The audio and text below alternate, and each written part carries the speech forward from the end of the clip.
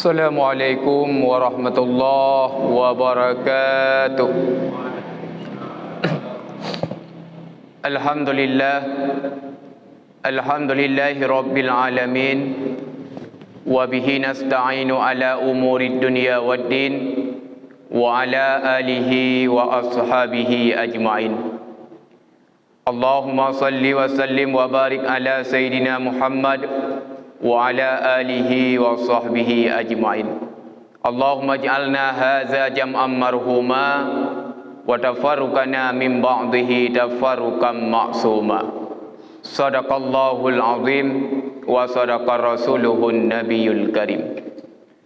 Setelah kita memuja dan memuji kepada Allah Subhanahu wa taala dan bersalawat kepada baginda Rasulullah sallallahu alaihi wasallam, mari yang saya muliakan, terutama sekali kepada guru kita bersama, imam besar masjid beserta seluruh pengurusnya yang insya-Allah Allah muliakan, juga yang mulia kepada guru-guru kami, abi, abati, walid dan walidi yang telah berhadir pada subuh yang mulia ini, juga yang mulia kepada seluruh orang tua kami, kaum muslimin dan muslimat sidang jamaah subuh yang dimuliakan Allah Subhanahu wa taala.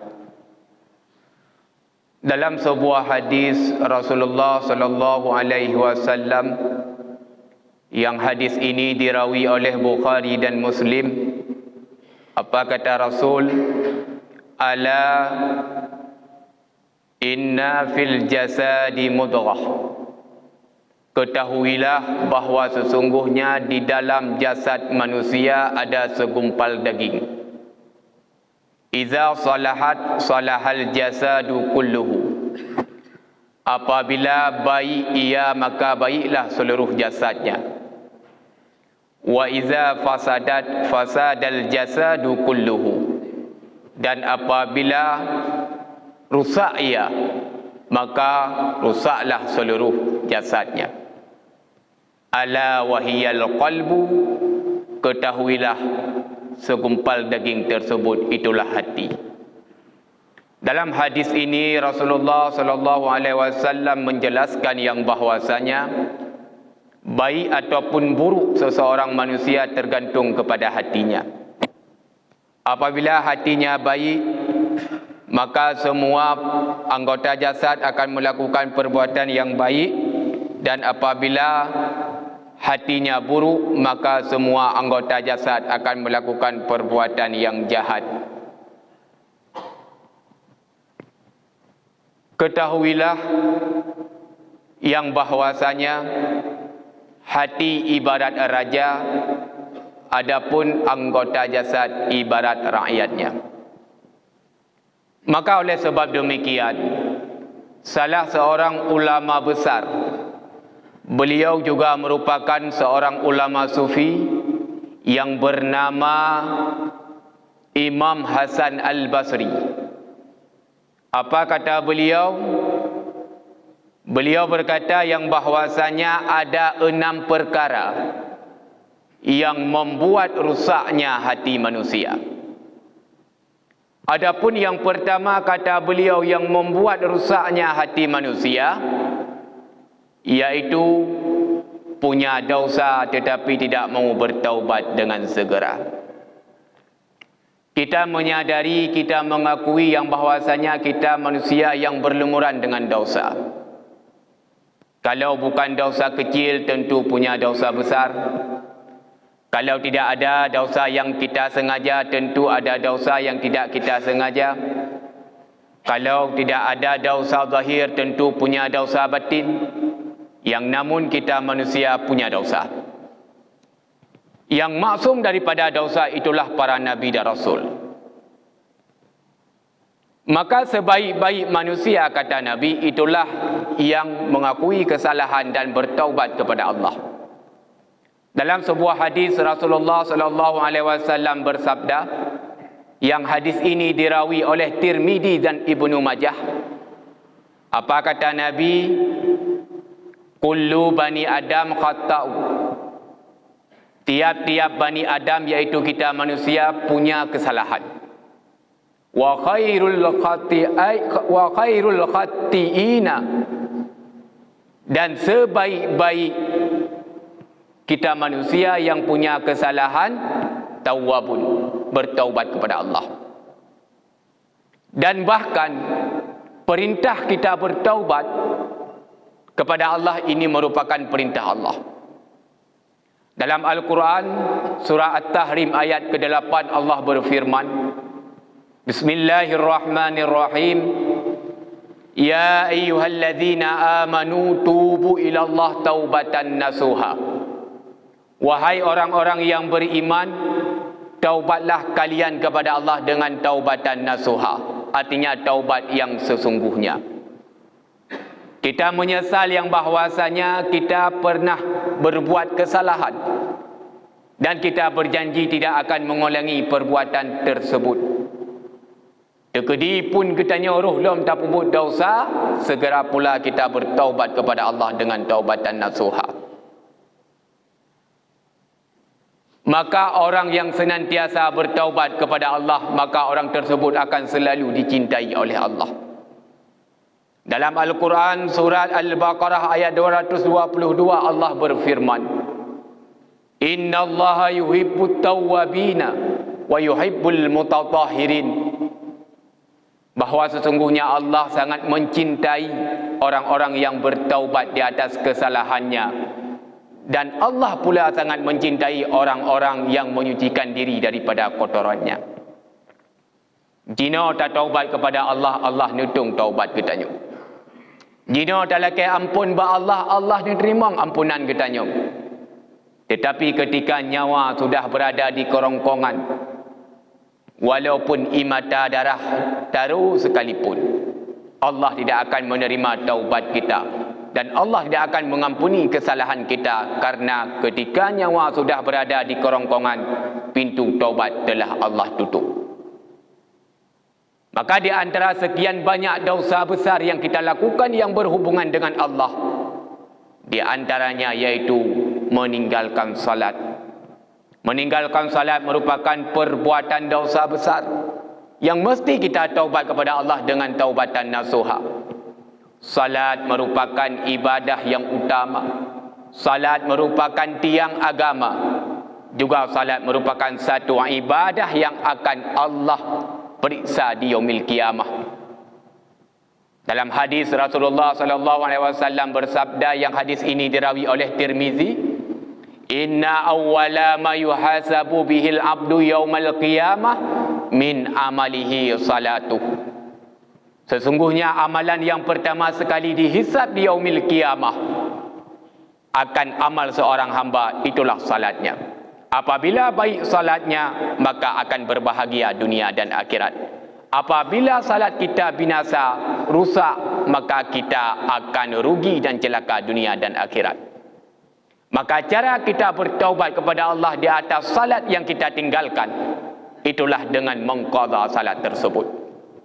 Dan banyak lagi dosa-dosa besar yang mesti kita taubat kepada Allah dengan taubatan nasuha, yang tidak mungkin saya uraikan secara detail dan rinci mengingat waktu yang begitu singkat. Adapun kesalahan dengan manusia, seperti kita menyakiti dengan lidah kita, menzalimi dengan perbuatan kita, ini tidak ada ampunan pada Allah sebelum manusia yang kita sakiti dengan lidah kita, yang kita zalimi dengan perbuatan kita, terlebih dahulu memaafkan kesalahan kita. Mana contoh yang kita sakiti akan manusia dengan lidah kita? Di antaranya ghibah. Apa itu ghibah? Membicarakan kekurangan orang lain atau kesalahan orang lain.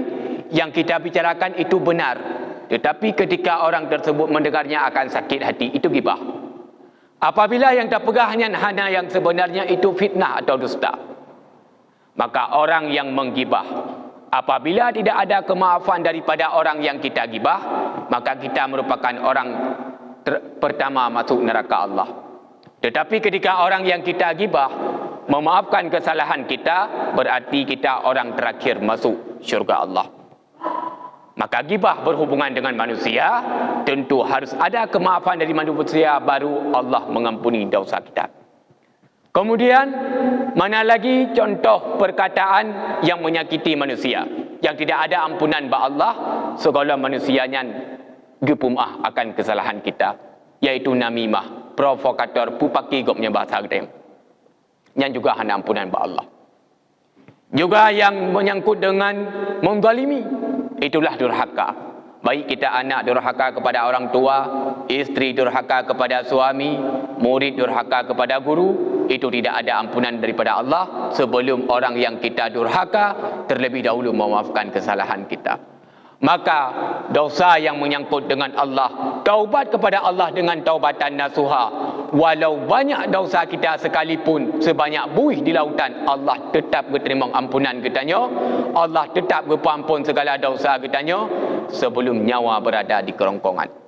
Tetapi dosa yang berhubungan dengan manusia, tidak ada ampunan pada Allah bila manusia yang kita sakiti, yang kita zalimi terlebih dahulu memaafkan kesalahan kita. Orang yang menunda-nunda dalam bertaubat kepada Allah, ini merupakan penyebab pertama akan membuat hati kita rusak.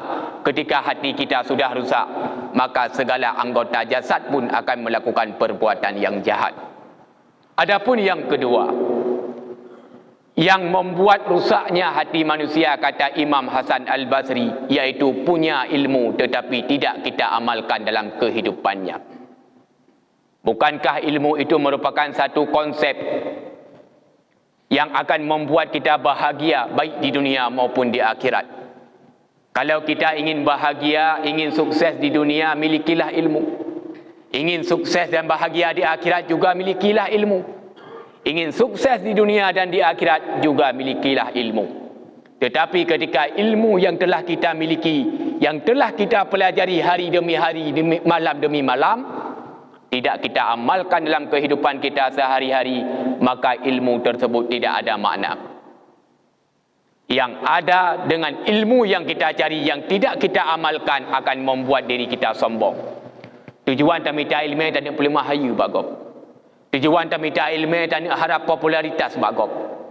Sementara ilmu yang kata mita hantar tim amalkan, orang sombong, dia sukar ataupun sulit menerima kebenaran dan selalu meremehkan manusia yang lain.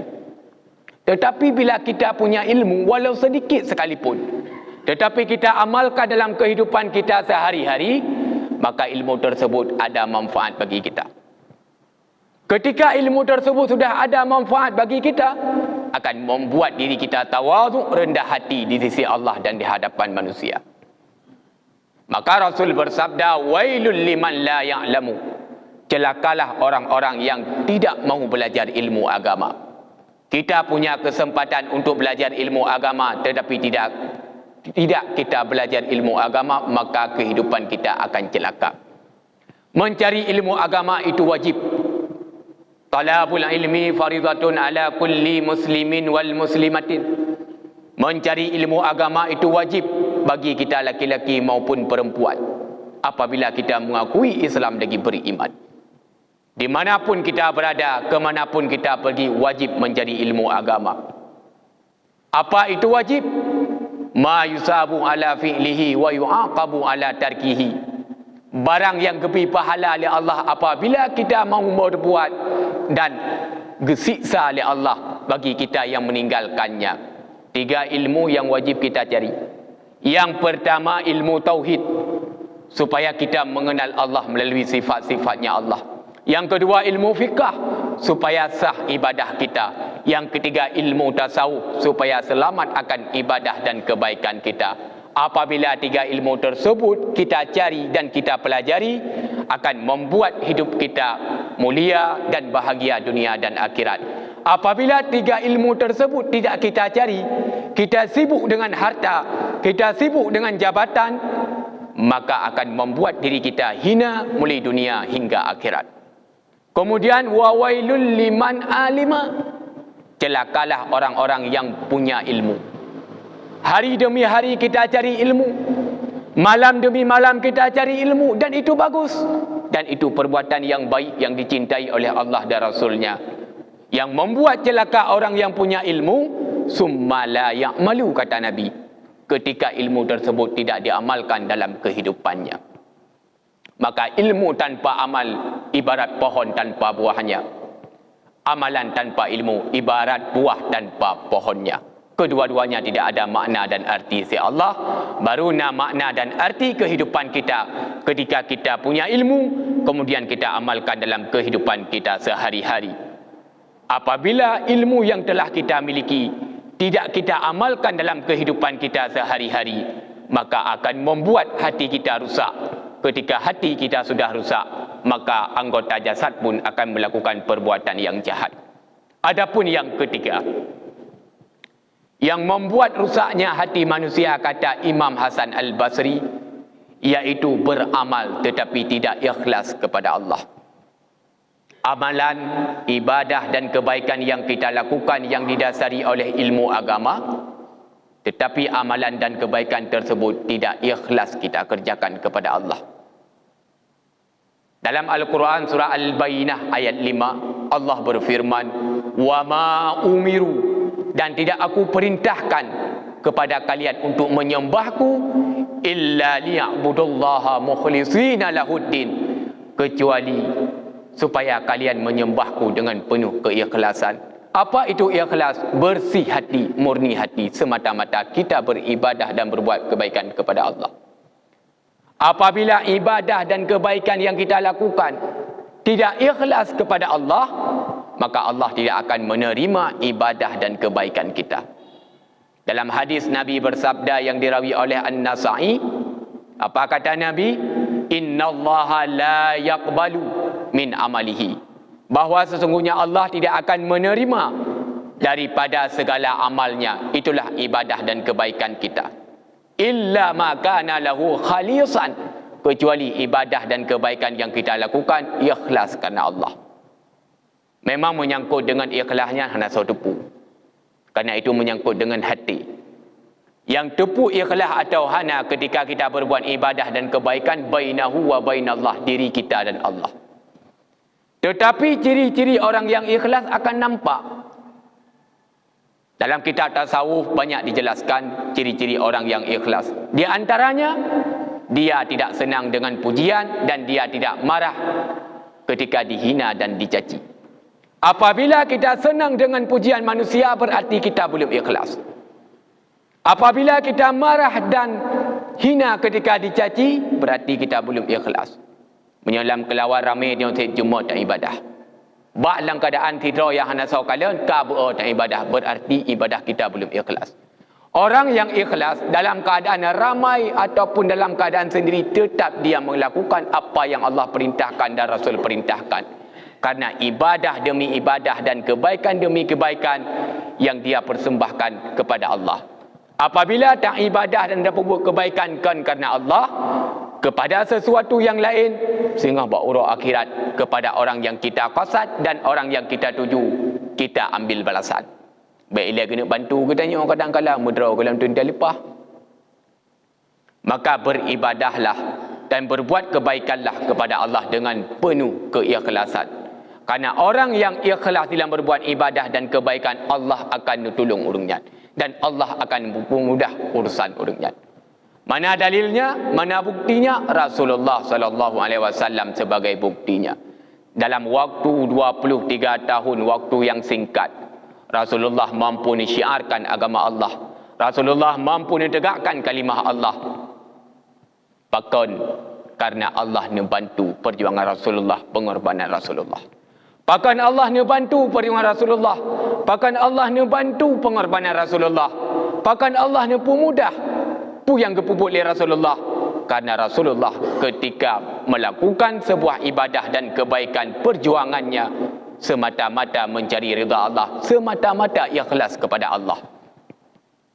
Maka dalam waktu yang singkat Rasulullah pun mampu menyiarkan agama Allah dan menegakkan kalimah Allah sampai teruk bagainya agama tersebut. Maka orang yang hanya ikhlas dalam berbuat ibadah dan kebaikan kepada Allah, maka akan membuat hatinya rusak. Ketika hatinya sudah rusak, anggota jasad pun akan melakukan perbuatan yang jahat. Hadirin kaum muslimin dan muslimat sidang jamaah subuh yang dimuliakan Allah Subhanahu wa taala.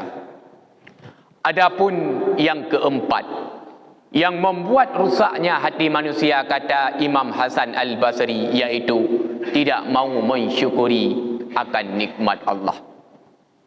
Padahal nikmat yang telah Allah berikan kepada kita hari ini, andai kata kita ingin menghitung, sungguh kita tidak sanggup menghitungnya. Andai kata ingin kita bayar akan nikmat Allah, sungguh tidak mampu kita untuk membayarnya.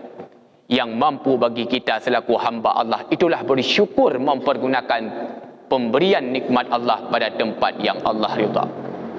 Dalam surat Ibrahim ayat ke-7, Allah berfirman, la in syakartum la azidannakum.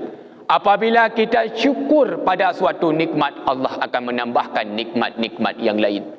Wala in kafartum inna azabi lasyadid. Dan apabila kita ingkar dan kufur di atas suatu nikmat, maka tunggulah azab Allah yang begitu pedih di akhirat kelak. Maka nikmat tersebut baru ada harga ketika nikmat itu sudah dicabut oleh Allah. Kapan nikmat harta dan jabatan yang berharga? Ketika nikmat harta dan jabatan yang hana libat tanya. Baru sadar kita, ya Allah, andai kata lun mentang harta akan lun bantu agama dron, ya Allah. Akan lun bangun rumah dron, ya Allah. Akan lun bantu fakir miskin. Ketika lun mentang na jabatan, ya Allah, akan lun bangun agama dron, ya Allah. Akan lun bantu urung-urung yang gasin. Kupulam arti jabatan dan hartanya yang dicabut oleh Allah. Nasi sudah menjadi bubur. Begitu pula dengan nikmat-nikmat yang lain. Nafah yang tip urut tip malam kita keluarkan tahirup udara Allah, hana nilai bayu oleh Allah. Baru muyum nikmat nafah yang ketika tak baru mau sakit, yang kita bayar ratusan juta. Juga dengan nikmat-nikmat yang lain. Maka mari di sisa-sisa hidup yang mentang Allah beri kepada kita, gunakanlah nikmat yang Allah berikan kepada kita hari ini pada tempat yang Allah ridha. Mata yang Allah berikan kepada kita hari ini, gunakanlah untuk melihat hal-hal yang diridha oleh Allah. Seperti melihat Al-Quran, melihat kitab-kitab karangan ulama, melihat akan wajah-wajah alim ulama, melihat akan wajah orang tua. Lidah yang Allah berikan kepada kita hari ini, gunakanlah untuk berzikir kepada Allah. Gunakanlah untuk bersalawat kepada Rasulullah. Allahumma salli ala Sayyidina Muhammad.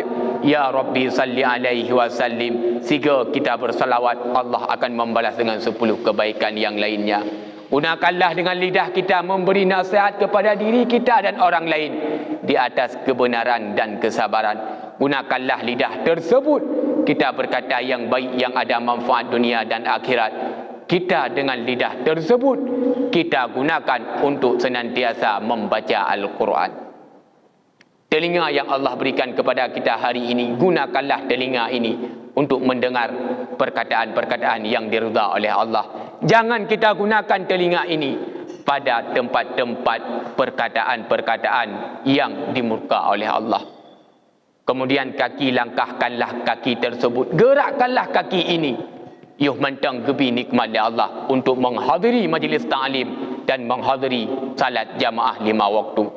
Kemudian tangan yang Allah berikan kepada kita hari ini, gunakanlah tangan tersebut untuk membantu agama Allah. Jangan kita gunakan tangan tersebut untuk membunuh, mencuri dan lain sebagainya. Akal yang Allah berikan hari ini, fikirkanlah akan agama Allah.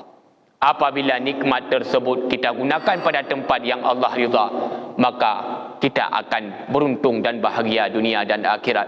Tapi bila kita ingkar di atas nikmat Allah, dalam hadis kudusi Allah mengatakan, Allah mengancam barang siapa yang tidak syukur di atas nikmat Allah, yang tidak sabar di atas ujian Allah, yang tidak ridha di atas ketetapan Allah, tubit daripada bumonon Allah dan minta Tuhan lain selain Allah. Dumnan bengih Allah ke orang yang hantim syukur di atas nikmat Allah.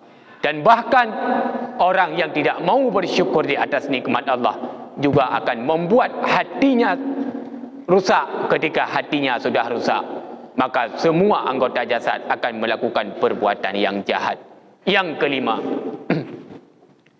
yang membuat rusaknya hati manusia, kata Imam Hasan Al-Basri, yaitu tidak ridha di atas ketetapan Allah. Padahal yang Allah berikan kepada kita hari ini, inilah yang terbaik. Kita diberi miskin, ini yang terbaik. Kita diberi kaya, ini yang terbaik.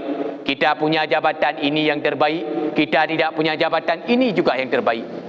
Tetapi kerana uronyo dan turut hawa nafsu, tertipu dengan godaan syaitan, seakan-akan yang Allah berinya hanya terbaik bagi kita.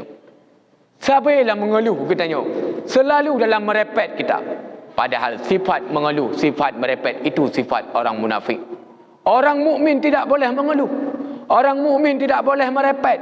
Orang mukmin ketika diberi nikmat tetap bersyukur di atas nikmat tersebut. Orang mukmin ketika diberi ujian tetap bersabar di atas ujiannya.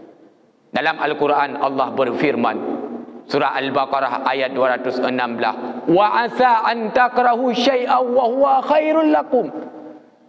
Dan manakala yang kita benci itu amat baik bagi Allah. Wa asa an tuhibbu syai'an wa huwa syarrul lakum.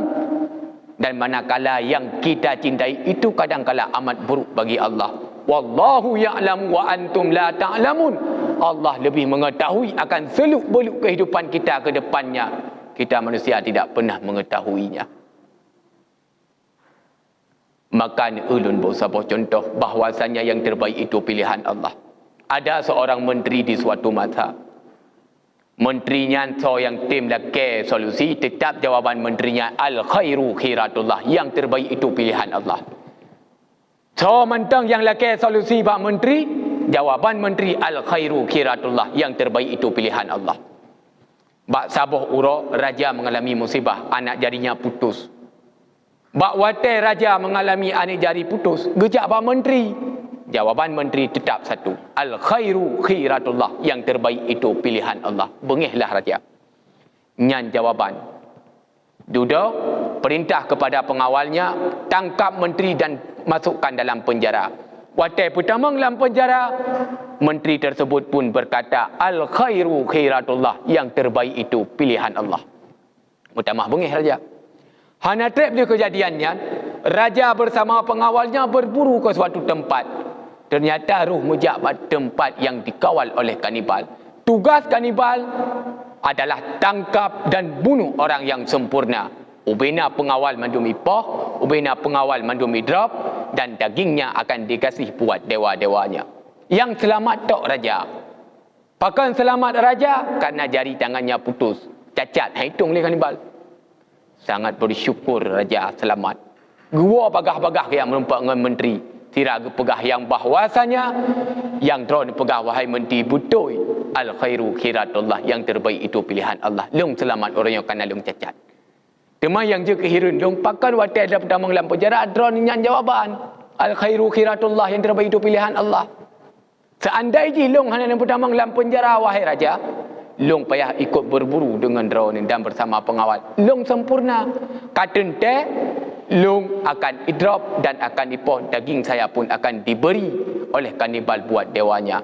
Saya anda masukkan dalam penjara sehingga saya tidak bisa pergi, saya selamat dan anda pun selamat kerana cacat. Kita selamat dengan dua sebab yang berbeza, yang namun ini merupakan pilihan Allah yang terbaik. Maka mari dengan cerita tersebut menjadi motivasi, inspirasi bagi kita yang telah berhadir pada subuh yang mulia ini. Hendaklah kita selalu bersyukur di atas nikmat Allah. Hendaklah kita selalu redha di atas ketetapan Allah. Karena yang Allah berikan itulah yang terbaik. Maka orang yang tidak redha di atas ketetapannya Allah, maka akan membuat hatinya rusak. Ketika hatinya sudah rusak, maka segala anggota jasad pun akan melakukan perbuatan yang jahat. Yang terakhir ataupun yang keenam, yang membuat rusaknya hati manusia, kata Imam Hasan Al-Basri, iaitu tidak mau mengambil pelajaran daripada peristiwa kematian. Padahal pelajaran daripada peristiwa kematian itu merupakan pelajaran yang paling hebat dan berharga.